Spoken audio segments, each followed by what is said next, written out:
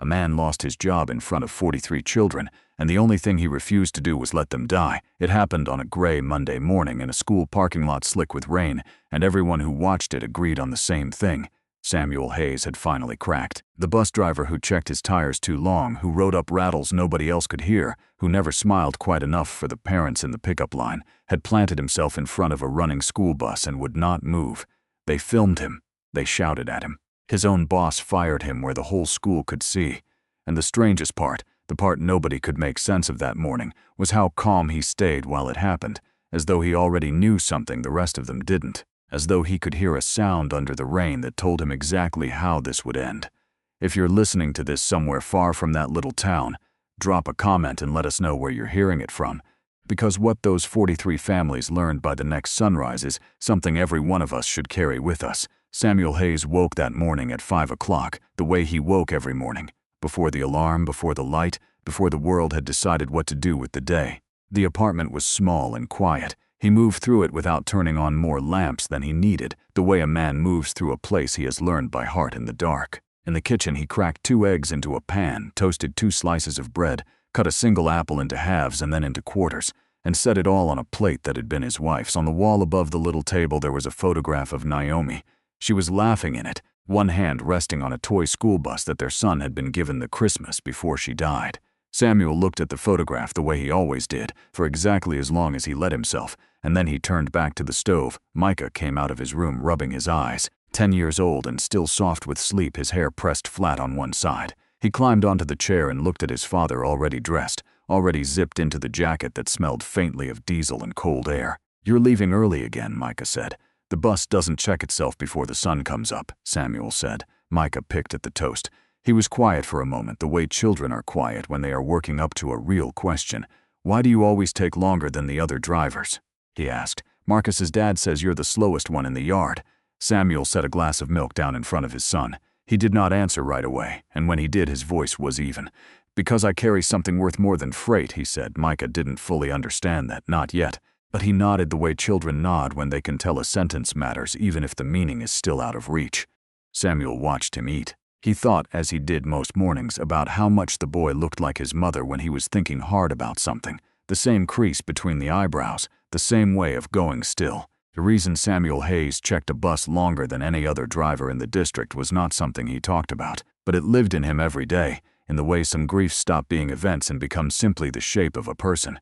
4 years earlier, Naomi had been driving home from her sister's on a 2-lane road east of town when a delivery truck came down a grade behind her and did not slow. The brakes on that truck had been failing for weeks. There were notes about it, service tickets, a mechanic's scrawl that read soft pedal, recommend inspection, and above all of it a company that did not want to pull a truck off the road during its busiest month. The report that came later, the one Samuel read so many times the paper went gray and limp at the folds, contained one line he could never unsee. Defect was detectable prior to operation. 4 words. They meant that someone could have known. They meant that the sound was there to be heard, and no one had stopped to listen. After that, Samuel could not hear a strange noise from a machine and let it go. It was not stubbornness, though people called it that. It was not pride, though people called it that too. It was a man who had learned, at the highest price there is, that the word probably is not strong enough to carry a human life. He had been a diesel mechanic once, in the army, the kind who kept heavy trucks alive in places where a breakdown could get people killed. He understood engines the way a doctor understands a heartbeat, by sound, by smell, by the particular wrongness of a rhythm that has slipped out of true. He knew the smell of a brake pad running hot. He knew the shudder that came up through a steering wheel when a system had lost its balance. He could have made far more money doing almost anything else with those hands. But after Naomi died, he chose to drive a school bus because the hours let him put his son on the bus in the morning and be home before supper, because he did not have to disappear for days at a time, because a boy who had lost his mother should not also feel like he was losing his father to the road. It was a smaller life on paper. Samuel had made his peace with that a long time ago. "If you keep riding up the buses," Micah said, still working on the same worry, "do they get mad at you?" Samuel zipped the boy's lunch into his backpack. "Sometimes," he said. "Then why do you keep doing it?" Samuel crouched down so they were eye to eye. "Because if I stay quiet so people will like me," he said, "and then something happens that I could have stopped, I won't be the father you think I am anymore, and I would rather have you mad at me for being careful than have you write about me being a coward." Micah didn't say anything. But he leaned forward and wrapped his arms around his father's neck, quick and fierce, the way he used to when he was smaller, and then he let go and went to find his shoes. The bus yard was still half dark when Samuel got there. The big yellow shapes lined up in rows, beaded with the rain that had fallen all night. He walked to bus number 27 with his flashlight and his clipboard, and he began the inspection he had done 10,000 times. Tires. He crouched and ran the light along the treads, checked the pressure, laid a palm flat against the rubber to feel for anything soft. Signal lights, front and rear. The emergency door at the back, the latch, the seal, mirrors. The air pressure gauge, watching the needle climb, listening to the hiss of the system charging. He walked the length of the bus once with his ear turned toward it, the way a man might listen to a sleeping child's breathing. When he pressed the brake pedal, he heard it. A thin, high sound, there and then gone. A small metallic complaint from somewhere near the back. It was not loud. Most people would not have caught it under the drum of the rain on the metal roof. But Samuel caught it, and he stopped moving entirely, the way he did when a machine tried to tell him something. Hector Ramirez came across the yard with a travel mug of coffee, 60-something and shuffling a little in the cold. The senior mechanic who had seen more buses come and go than anyone at the depot. "You hearing things again, Sam?" he said, not unkindly. "The brakes aren't returning even," Samuel said. "There's a rasp on that back corner." Hector leaned in and listened, but a bus 2 rows over fired up just then and coughed and idled. And the rain kept coming and the small sound was lost inside the larger noise of the morning. "Could be moisture," Hector said. "Rained all night, everything's damp. It'll burn off once you're rolling." Samuel did not argue. He had learned that arguing with a maybe only makes the maybe dig in. Instead, he wrote it in his log in the careful block letters he always used, and then he did something else. He walked back to the little office and pulled the maintenance binder for bus 27, and he read backward through the pages, and what he found there settled cold in his chest. The bus had been written up before, not once. Slight vibration under braking at low speed. Hot smell after the south grade. Right rear pad shows uneven wear. Recommend teardown inspection. 3 separate notes in 3 separate hands across the last 2 months. And beside each one in the same shorthand, the same disposition. Monitor, watch and reassess. No teardown, no pulling the wheel. No one had ever actually opened it up to look. They had simply agreed, over and over, that it was probably fine. Linda Cross came into the office with her clipboard and her headset, the route coordinator, all motion and schedule. 27's your run for the museum trip, she said without looking up. 43 kids, pick up at Brookside, load at 8, on the road by 10 past. Has 27 ever had its rear wheel pulled? Samuel asked. There's no spare bus, Linda said. The way you answer a question you have already decided not to think about. Run the morning. Hector will look at it this afternoon. The morning run goes down Riverbend, Samuel said. Every run goes down some hill, Linda said, already halfway out the door. And every bus comes back. Load at 8, Samuel. He stood there a moment with the binder open in his hands. Every bus comes back. It was such an ordinary thing to say. It was also, he knew, the exact thing people said right up until the morning one of them didn't.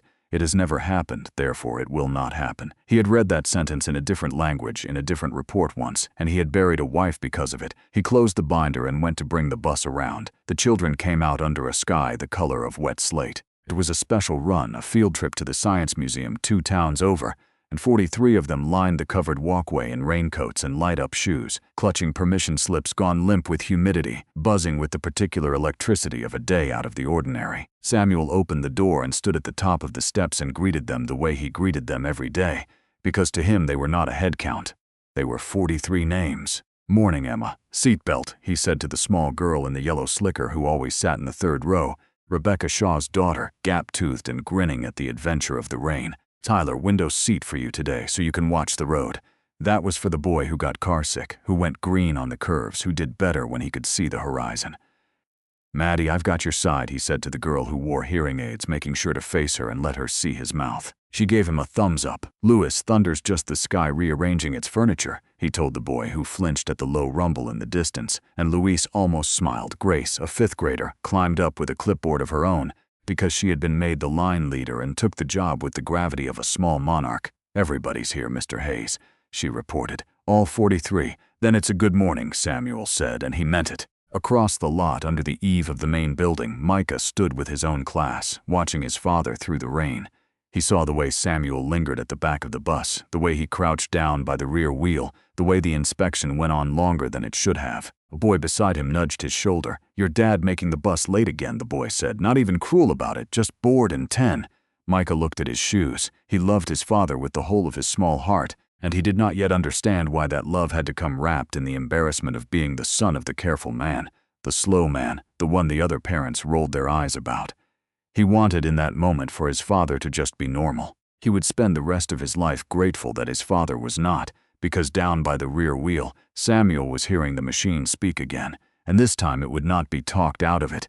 He had climbed into the driver's seat to pull the bus forward to the loading curb, and when he pressed the brake, the pedal gave him something it had not given him before, a hesitation. A small dead travel at the top, a fraction of a second where his foot pushed and nothing answered.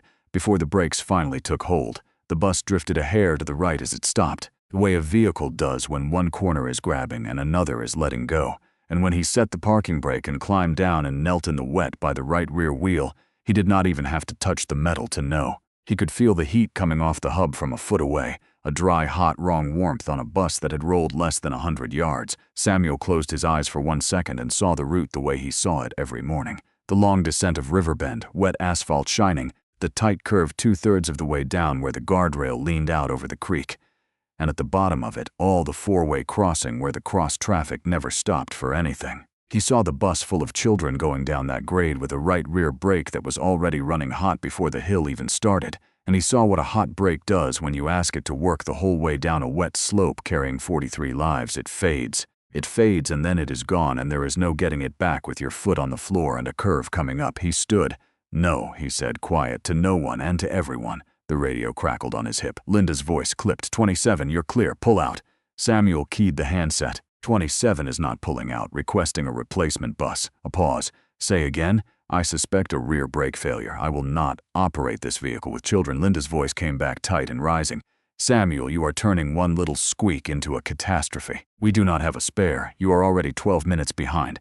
Accidents start with a little squeak somebody decided to ignore, Samuel said. He clipped the radio back onto his belt, walked to the front of the bus and put one hand flat on the hood, and he did not move. What happened next happened fast, the way these things do.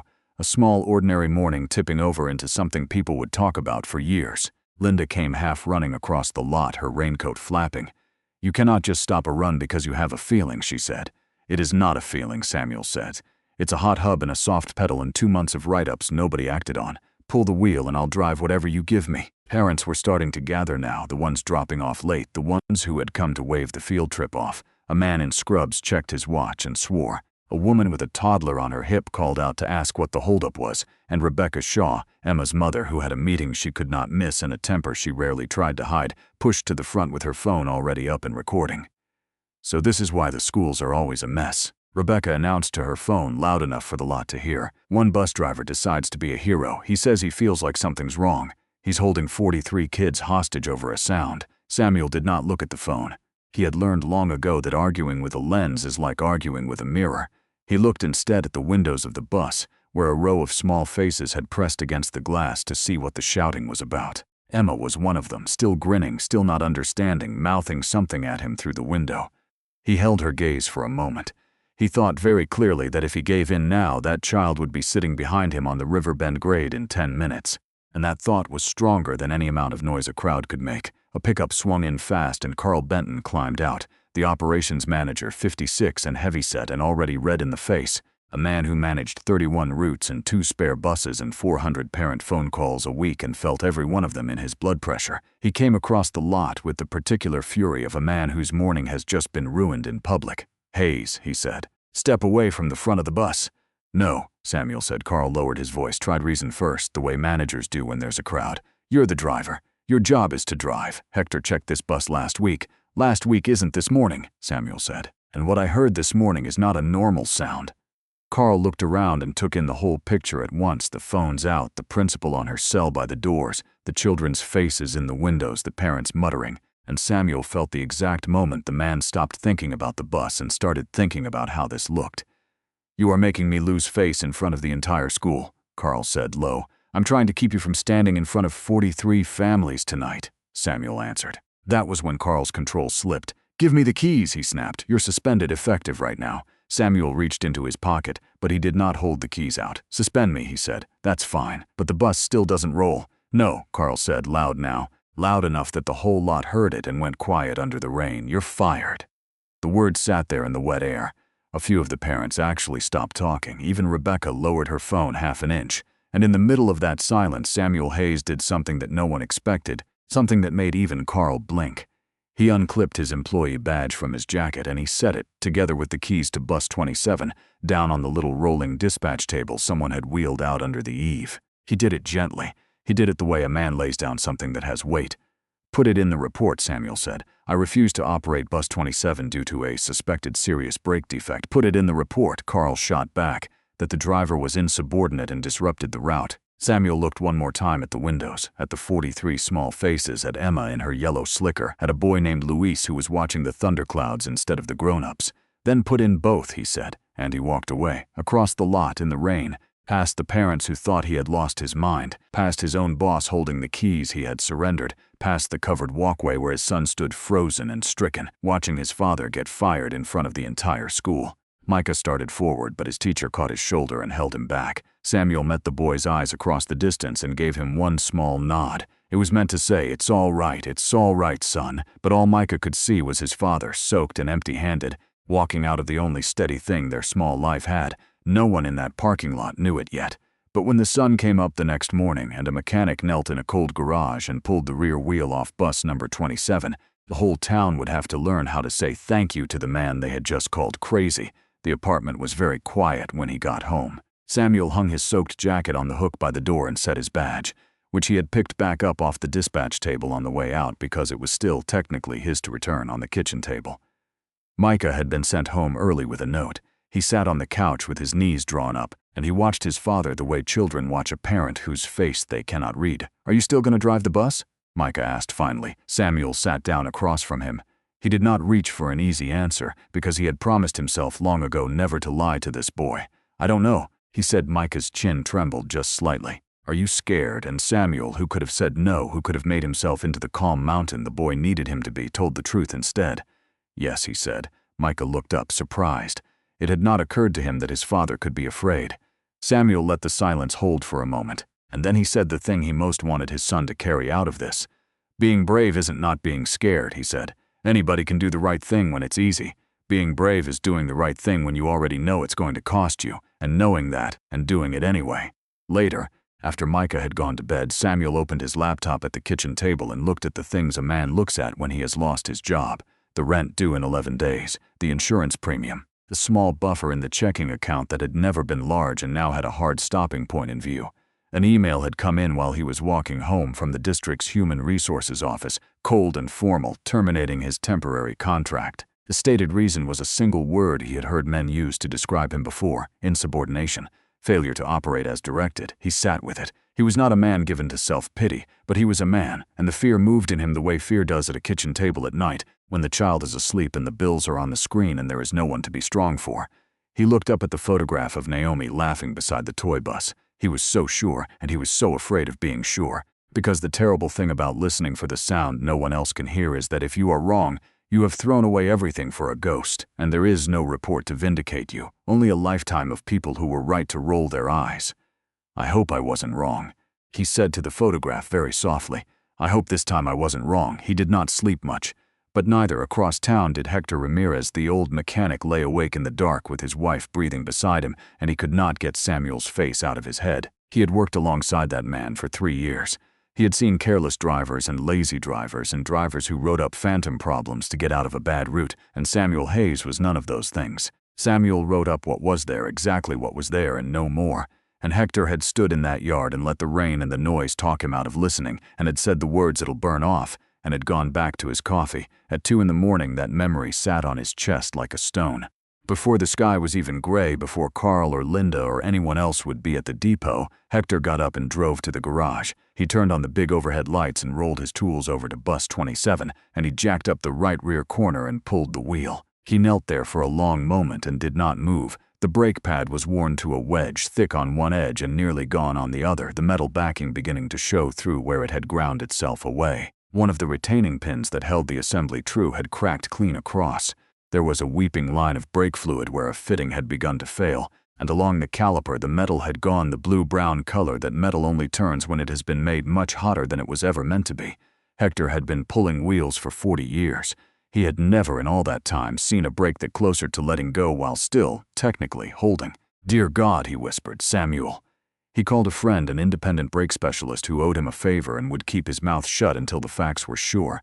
And by the time the sun was up, the two of them had the numbers in front of them. A bus at full load, 43 children and their bags, wet pavement. The Riverbend grade with its long descent and its tight curve. A rear brake already hot before the first application, already compromised, already cracked. They ran it every way they could, and it always came out the same place. It might have stopped fine in the parking lot, the specialist said, wiping his hands on a rag looking at the ruined assembly on the bench. It might have stopped fine at the first light and the second, but halfway down that hill in the wet, with 43 kids in the back and all that weight pushing, it wouldn't have stopped at all. That's not a maybe. That's physics. Hector stood in the cold garage and thought about a bus that would not have stopped, coming down Riverbend toward the four-way crossing, and he had to put a hand on the workbench. Carl was called in and came reluctantly, still holding some of yesterday's anger, still rehearsing the case that a driver had cost the district a field trip over nothing. Hector did not argue with him. He simply walked him to the bench and showed him the pad, the cracked pin, the blue-brown metal, and he watched the color drain out of Carl's face in real time. But it still ran, Carl said, and even he could hear how thin it sounded. It drove into the lot fine. It was still working. Hector looked at him. He was a soft-spoken man, and he did not raise his voice. "A lot of things are still working," he said, "right up until the second they kill somebody." Carl did not have anything to say to that. By then the story was already loose in the town, though the town had it exactly backwards. Rebecca Shaw's video had gone out the night before with a caption meant to shame the bus driver who made 43 kids late over a noise, and people who had never met Samuel Hayes had spent the evening being briefly, cheaply outraged on Rebecca's behalf. But then the garage began to talk, and Hector's specialist friend was not a quiet man, and by mid-morning the same video was moving through the town again with the ground cut out from under it, because now everyone knew what had been inside that wheel, and the caption changed. "This man saved 43 children." And we laughed. Rebecca Shaw watched her own video come back to her turned inside out, and she sat down on the edge of her daughter's unmade bed, and she thought about Emma in the third row in her yellow slicker, going down a hill she did not know the name of, and she was very, very quiet for a long time. The district called a meeting for the following evening in the gymnasium at Brookside Elementary, and everyone came. Parents filled the folding chairs and lined the walls. Teachers, the school board, the whole bus crew, a woman from the local paper with a recorder. Samuel was invited, and he came, but he would not sit in the front. He took a chair in the back row with Micah beside him, his hands folded in his lap, and he waited the way he did everything, quietly. Principal Dana Morgan walked to the front and did not bother with the microphone at first. The room was silent enough without it. 2 days ago, she said, we had 43 of our children about to board a bus that was not safe to drive, and we had exactly one adult in that parking lot who was willing to lose his job to keep that bus from leaving. She let that sit. I was one of the people on the phone that morning, frustrated that a route was running late. I want to be honest about that because I think we owe this man more than a polite thank you. We owe him the truth about ourselves. Then Hector came forward with the photographs, the ones he had taken in the garage, and he put them up where the whole room could see them, and he pointed with a pen. No drama, just a mechanic explaining what a mechanic sees. The wedge of the worn pad, the cracked pin, the scorched metal, and when he was done he stood there for a second and said the only thing that mattered in plain words. If Mr. Hayes had done what he was told to do the other morning, Hector said, I don't think we'd be sitting in this gymnasium tonight. I think we'd be standing in a hospital. Somewhere in the middle rows, Rebecca Shaw began to cry. Emma sat beside her, not fully understanding, holding her mother's hand and looking up at her face with concern. And then Rebecca stood, because she was not a coward either, whatever else she was, and she made herself speak into the quiet room. I'm the one who recorded him, she said, and her voice shook.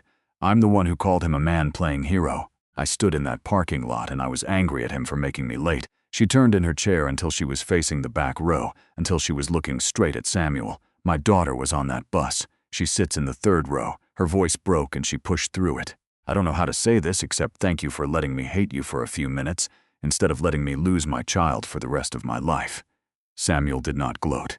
There was no triumph anywhere in his face. He simply inclined his head once the way he had nodded at his son across the parking lot. I was just doing the job I was given, he said. The school board turned then to Carl Benton, and they asked the hard questions, why the earlier write-ups had never been acted on, why there was no spare bus, why a driver's repeated notes had been marked monitor and left. Carl tried to explain.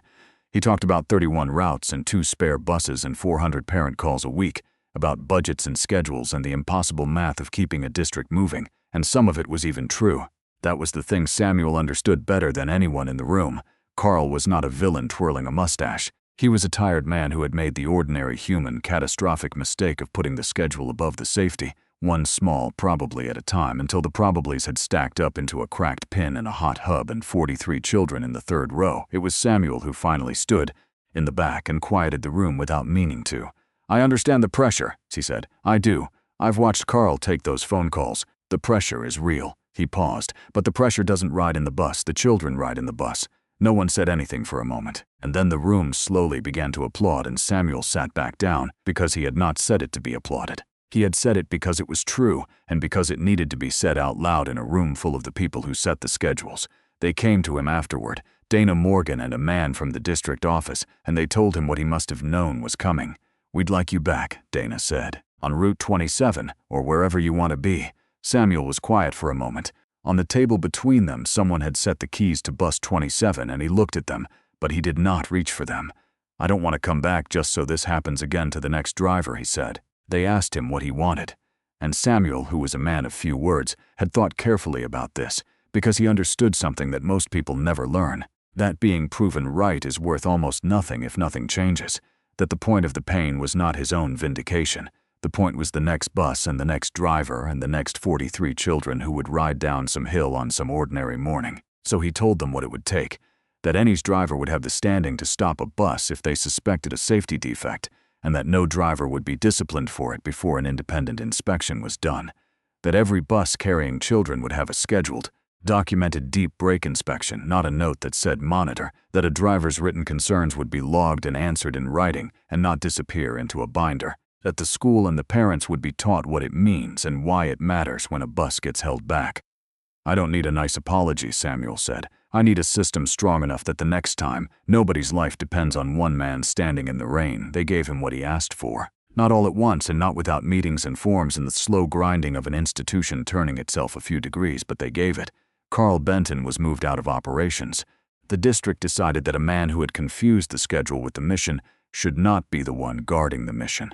Linda Cross was sent back through training, and to her credit she went without complaint, a woman who had learned something she would not unlearn. And Hector Ramirez, who had lain awake and then gotten up in the dark and pulled the wheel, was given real authority to inspect and to ground any bus he judged unsafe, answerable to no schedule and no phone calls. They offered Samuel a new title, safety supervisor for the student transportation fleet, with hours that still let him put his son on the bus in the morning and be home for supper.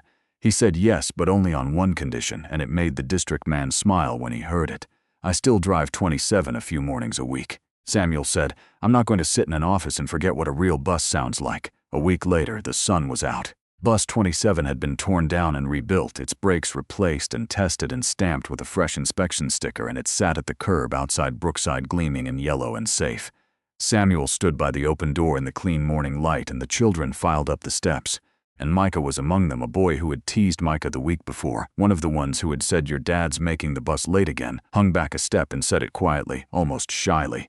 "Did your dad really save all of us?" Micah looked at his father, standing there at the door of the bus in the sunlight, counting the children as they climbed aboard, the same as any morning. And then Micah answered, and the answer was the truest thing a 10-year-old ever said. "Yeah," he said. "My dad hears things other people can't hear." The children had made a card, a big one, poster board folded in half with all 43 names crowded onto it in crayon and marker, and across the front in a fifth grader's careful letters it read, "Thank you, Mr. Sam, for not letting the bus go." Samuel took it in both hands and looked at it for a long time, and the men in the yard would have said he was just reading the names, but his eyes were bright and he had to clear his throat before he could speak. Emma Shaw, in her yellow slicker, tugged at his sleeve. "Are you mad at my mom?" she asked in the direct way of small children. Samuel looked across the lot to where Rebecca stood at the edge of the parents, not quite able to come closer, her arms wrapped around herself. He crouched down to Emma's level. "No," he said gently. "Grown-ups get so scared of being late that sometimes they forget to be scared of the right thing. Your mom just remembered which was which. That's a good thing to remember."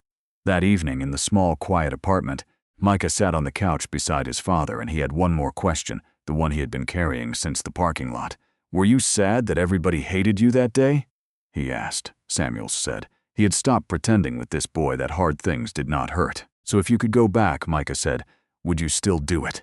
Samuel looked at the photograph of Naomi on the wall, laughing beside a toy bus, and then he looked at his living son beside him. "I'd stand in front of that bus longer," he said, "if that's what it took." Micah leaned into his father's side, the way he used to when he was very small. "I'm not embarrassed anymore," he said. Samuel had to look away for a second before he could answer. "I never needed you to be proud of me for having a big job," he said when he could. "I only ever hoped you'd be proud of me for doing the small thing right." The next morning, Samuel Hayes stood in the bus yard in the early light with the keys to Route 27 in his hand.